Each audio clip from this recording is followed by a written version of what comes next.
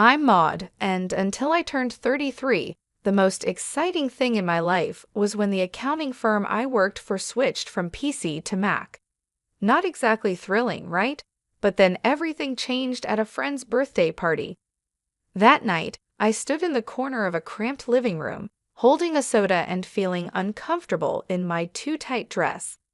The music was loud, way too loud for talking, but perfect for him, Charles. He was taller than most people, which is probably why he saw me. He walked over with confidence that made my heart skip a beat. "Hey, you're Maud, right?" His voice was clear, even over the loud bass. Yeah, and you are?" I sipped my drink, trying to look calm. "Charles, I see you around. Mind if I join you?" He didn't wait for an answer, just stood next to me. "Not at all," I said, my voice nearly drowned out by the latest pop song blaring through the speakers. "So, Maud, what brings you here tonight?" he asked, leaning in. His tone was casual, but his eyes were intense. "Just here to celebrate Jessica's birthday. You know her long?" "Yeah, went to college with her. She keeps inviting me to these things. Can't say no, can I?" We laughed, and it felt natural, easy. "I get it. I work with her. She's kind of hard to say no to." "An accountant, right?" She mentioned it. He nodded like he already knew. "That's right. Numbers are my game," I joked, even though I usually found nothing funny about spreadsheets. "Sounds thrilling," he grinned, and I couldn't tell if he was teasing me or not. "Oh, absolutely. It's all wild parties and high stakes in the accounting world." We laughed again, and I felt at the ease of talking to someone genuinely interested in what I had to say. It was new, exciting, and a bit scary.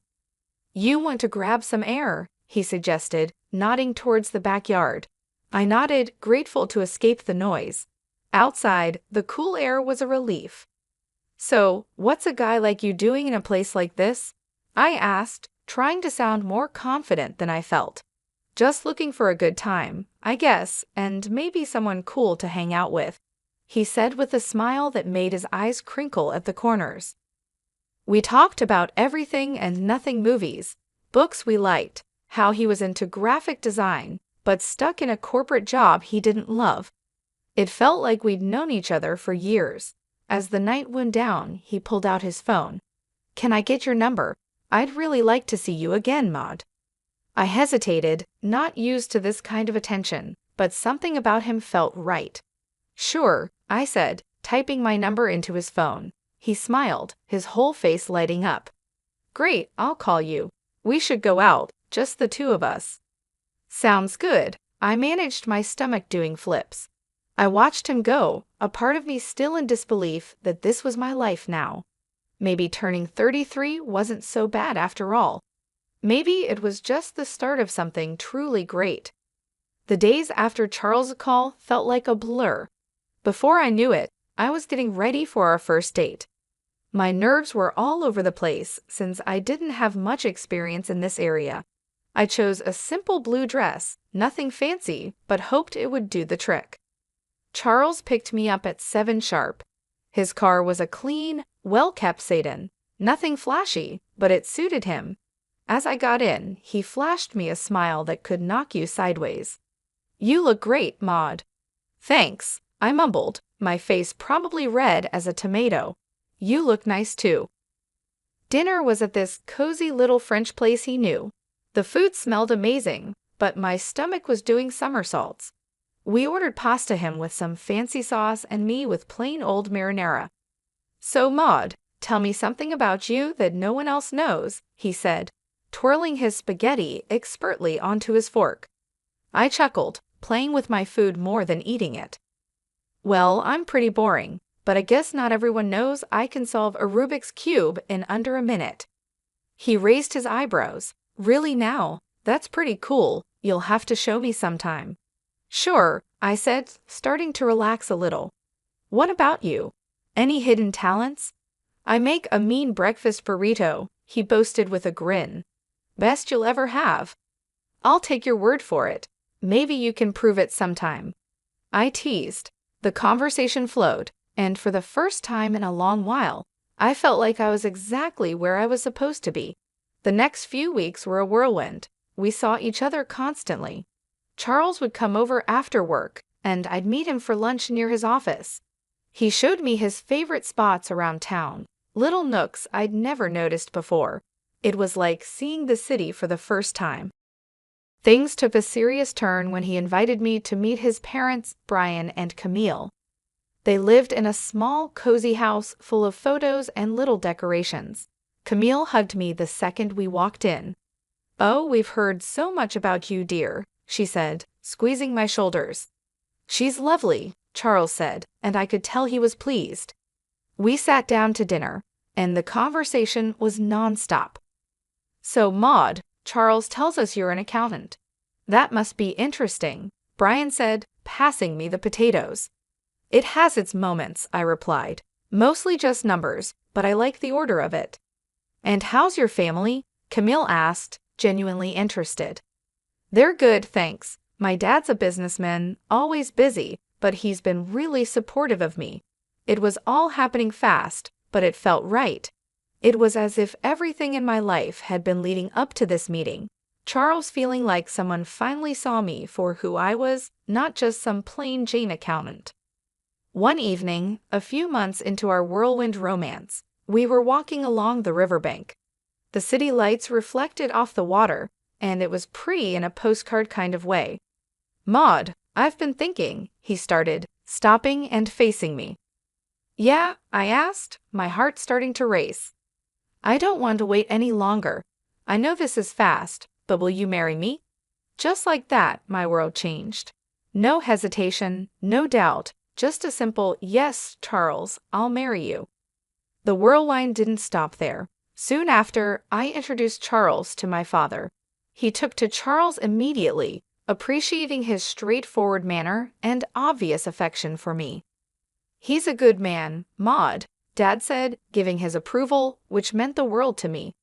So we got married. It was a modest wedding, nothing too extravagant, but it was perfect for us. I even found myself loving the way I looked in my wedding dress, something I'd never imagined. Smiling wide, I posted photos on my social media, sharing my joy with friends and family. After the wedding, life didn't slow down, it picked up pace. Charles and I barely had time to savor our newly bliss before he suggested something big. "Hey Maud, I've been thinking," he said one evening as we unpacked another box of wedding gifts in our cramped apartment. "How about we move in with my folks?" I paused, holding a coffee mug in my hand. "Live with your parents?" He nodded, looking serious. "Yeah, they're not getting any younger, and I'd feel better if we were around to help out. Plus, it would save us some money on rent." It made sense, but moving in with the in-laws, that was sitcom territory. "Are you sure they'd want us there all the time?" "Absolutely," he assured me. "Mom's been hinting about it ever since we got engaged. Come on, it'll be good."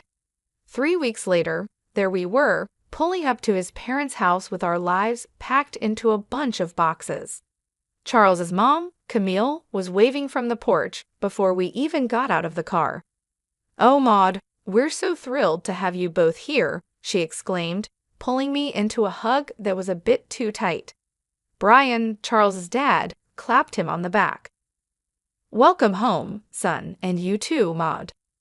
The house was cozy, stuffed with furniture that looked like it belonged in a museum of the 1973s. I tried to keep a smile on my face, but I was already missing our little apartment.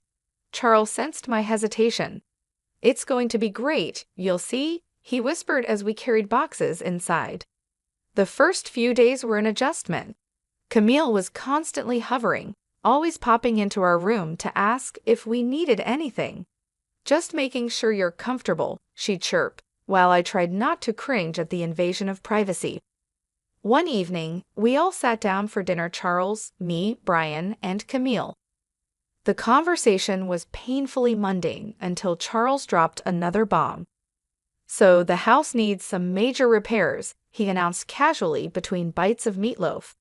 I choked on my mashed potatoes. "Repairs?" "Yeah, the roof's a mess, and the plumbing's from the dark ages," he said. Brian nodded solemnly.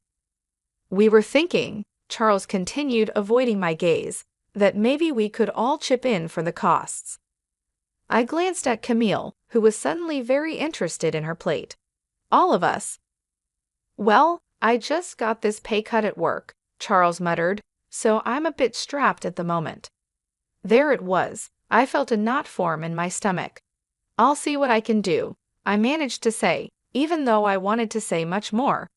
Camille perked up, tears welling in her eyes. Oh, Maud, that would be so helpful. You're such an angel. The next few weeks were a blur of contractors and repairs. I wrote checks and smiled through gritted teeth as Camille gushed about how wonderful the house was looking. Brian slapped me on the back. You're really part of the family now, Maud.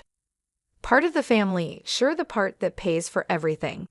One particularly grueling day, after yet another round of expensive decisions, I felt completely drained. I collapsed on our bed, exhausted. Charles came in and sat beside me. Thanks for handling all this, Maud, he said, sounding almost sincere.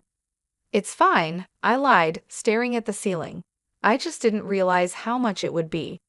He squeezed my hand. It'll all be worth it. This is for our future, right?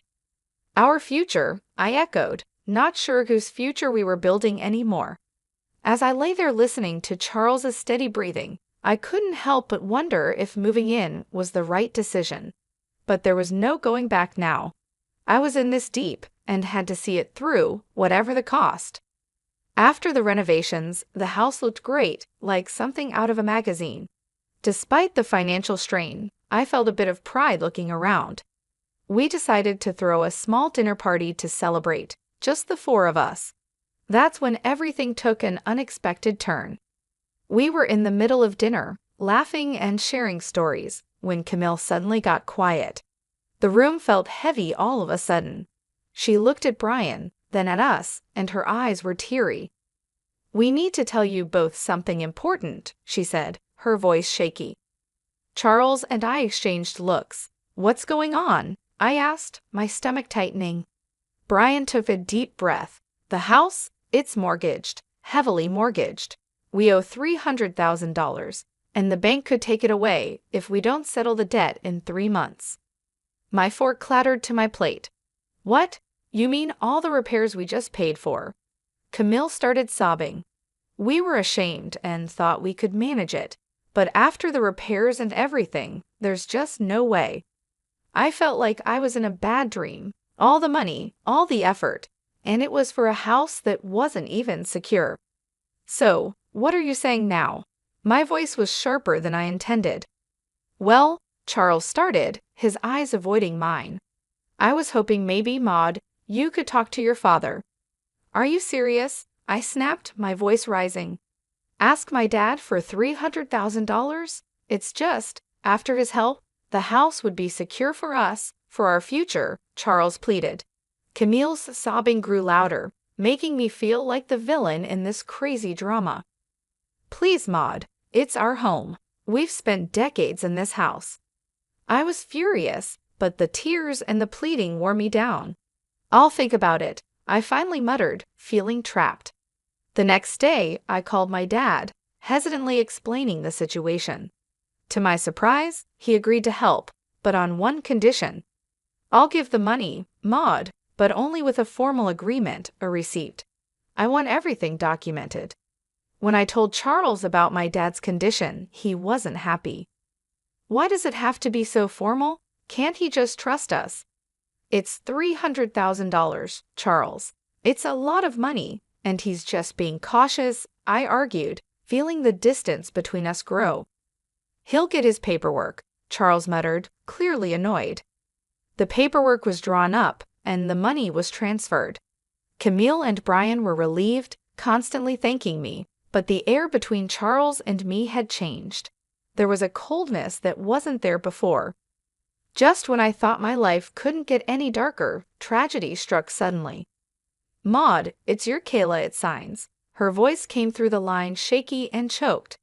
Your dad, he had a heart attack. It's bad. My heart dropped to my stomach. What? How is he? He didn't make it. Honey, I'm so sorry. The phone nearly slipped from my hand. No, that can't be right, I mumbled, numb. I hung up and turned to find Charles standing in the doorway. What's wrong? He asked, his voice low. My dad, he's gone, I managed to say before everything inside me broke and I started sobbing. Charles came over and put his arm around me, but it felt like being hugged by a stranger. I'm sorry, Maud, he said, and it sounded sincere, but I was too lost in my grief to really hear him. Exhausted from another long day of funeral planning and dealing with the agency, I came home earlier than usual. I expected the house to be quiet, but as I inserted my key into the front door, I heard voices from the living room. It was Charles, his tone dripping with frustration and disgust, talking to his parents. I can't do this anymore. Living with her is driving me nuts. It's too much, Charles complained. His mom, usually so sweet and understanding, replied in a stern whisper, You have to hold on a bit longer, Charles. We need to figure out what to do with those receipts your father-in-law had. Maud has them now. The sooner I get out, the better. I'll grab those receipts and destroy them. And then I'll start all over again with that rich beauty I told you about. Charles's voice was cold and calculated. I felt a chill run down my spine. Here I was mourning my father, while the people I thought I could trust were plotting behind my back. I realized the family I lived with was plotting behind my back. They weren't the loving family I thought I married into. Instead, they saw me as a way to fix their financial troubles. Rage mixed with shock, but I knew I had to keep my cool. So I slammed the door loudly as if I had just come in, disrupting their scheming. Oh, Maud, you're back early. How did everything go with the funeral plans? Camille's voice shifted instantly to one of concern, her eyes wide with fake innocence. I forced a smile, my stomach turning. It's all coming together, thanks for asking. As I spoke, I could see the quick glances they shot each other, their faces a mask of fake concern. It made my skin crawl knowing their true colors. But I realized that showing my cards now wouldn't help. I needed to be smart. I needed to protect what was mine and possibly even get some justice for their deceit. The funeral was somber, the air heavy with grief and murmured condolences. But as the ceremony wrapped up and we returned to Charles's parents' house, the true colors of the family I married into began to show. As we gathered in the living room, sipping on lukewarm coffee, Charles's demeanor shifted. His usually charming facade crumbled away, revealing something more sinister. With a cold laugh, he looked straight at me and dropped the bomb. Maud, pack your things. You need to get out. I've got someone else now, someone better. His words should have felt like a slap. I pretended to be stunned, but before I could respond, Camille chimed in with a snide giggle. We've really had enough of you, dear. We only put up with you for your money. What about the house? I asked, fading innocence. The house that I paid to fix, the $300,000 I poured into it. Camille laughed harder, as if I'd told the best joke of the year. Oh, sweetie, this house is ours. You're nothing here. Charles's smirk widened. And those receipts you're so proud of. Found them in your dad's house and burned them. They're gone. For a moment, I let them believe they had won, but then I couldn't help it. I burst into laughter, my reaction confusing them, their smiles faltering. Why are you laughing? What's so funny? Charles demanded. I wiped a tear from my eye, still chuckling. You three are just pathetic. You think you're so clever. The receipts you destroyed. They were copies. The real ones are safe with my lawyer. The color drained from their faces. Charles's arrogance turned to panic. You can't prove anything, he stammered. I can, and I will. I shot back, my voice steady and firm. Now, I want my money back, all of it, or my next call is to the police. Charles and Brian looked at each other, their earlier confidence replaced by fear. Brian, usually so bold and brash, began to plead. Maud, please, let's talk about this. We can sort something out. With the truth out and leverage in my hands, Negotiations with Charles and his parents dragged on longer than I expected. It was clear they were trying every angle to sway the terms in their favor, but I wasn't about to budge. "Look, it's simple," I stated firmly during one of our many discussions at their now legally mine kitchen table. "The house gets transferred to my name in exchange for the money. That's the deal. No more games." Finally, they relented.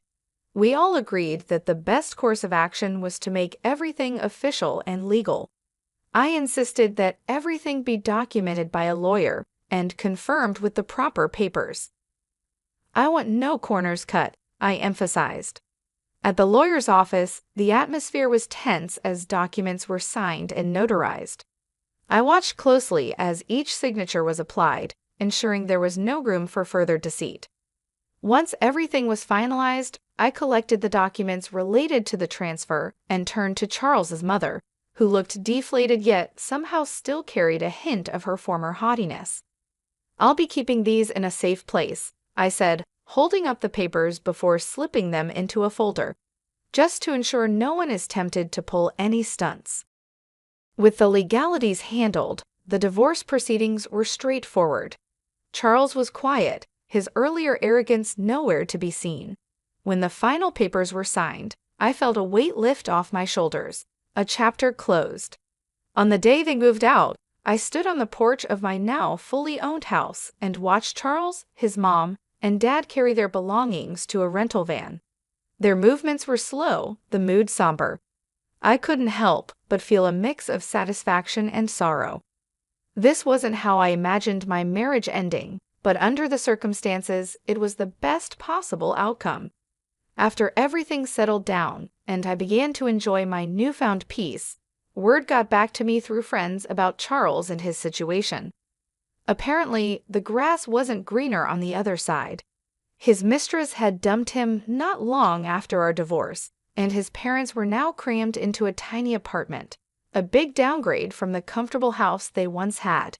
It seemed karma had caught up with them quicker than I expected. Despite their situation, they started reaching out to me, bombarding me with calls and messages, probably hoping to weasel their way back into my life or at least my house. But I was done with their deceit. I blocked their numbers without a second thought and blacklisted them on all social media. It was liberating to cut the final threads that connected us. One afternoon, as I was enjoying a quiet moment with a book in my living room, there was a knock at my door. Peering through the peephole, I saw Charles standing there, a pathetic figure holding a bouquet of flowers. The audacity of it made me scoff. Opening the door, I couldn't help but laugh outright at the sight of him. "Really, Charles? Flowers?" He shuffled uncomfortably, the bouquet seeming to wilt along with his spirits. "Maud, I've realized so many things. I was wrong, terribly wrong. Remember when you told me I disgusted you?" I interrupted, leaning against the doorframe, not hiding my amusement at his discomfort. "What changed, Charles? Run out of options?" He looked down, the shame clear on his face. I made mistakes, but I'm here to make things right." I shook my head, almost feeling sorry for him. "Almost. You're not here to make things right, Charles. You're just desperate to get back to your comfortable life. But guess what? That life doesn't exist anymore, not for you." His face fell, and he took a step back as if my words were physical blows. "Maud, please." "Save it." I cut him off sharply. "I want you to leave. Don't come back here. We're done. Forever." Charles stood there for a second longer, his hope visibly crumbling. Then, without another word, he turned and walked away, his shoulders hunched in defeat. I returned to my book, feeling a sense of finality and relief. I smiled to myself, feeling the quiet of the house wrap around me like a comforting blanket. It was such a stark contrast to the chaos that once filled this space. The constant noise, the tension, the deceit, all of it was gone now. I could finally breathe deeply without the weight of worry on my chest. I was finally at peace, living life on my terms. I glanced around the room, taking in the calm atmosphere. The sun streamed in through the windows, casting a warm glow over everything. I realized how much I loved this house now that it was truly mine. The walls, once witnesses to arguments and schemes, now seemed to echo with serenity and contentment. I thought back to the days of turmoil and manipulation, remembering how trapped I felt. Charles and his family had taken so much from me, both emotionally and financially, but now they were out of my life for good. No bouquet of flowers or sweet talk could change that. Their attempts to manipulate me were over. As I sipped my tea and returned to my book, I felt a sense of triumph. I had faced betrayal and heartbreak, but I had come out stronger on the other side. I had taken control of my life and my future. The peace I felt now was well-earned and deeply cherished. I was truly finally free. Free from lies, free from deceit, and free to live my life as I chose. The future stretched out before me, full of possibilities and opportunities. I smiled again, knowing that whatever came next, I was ready for it.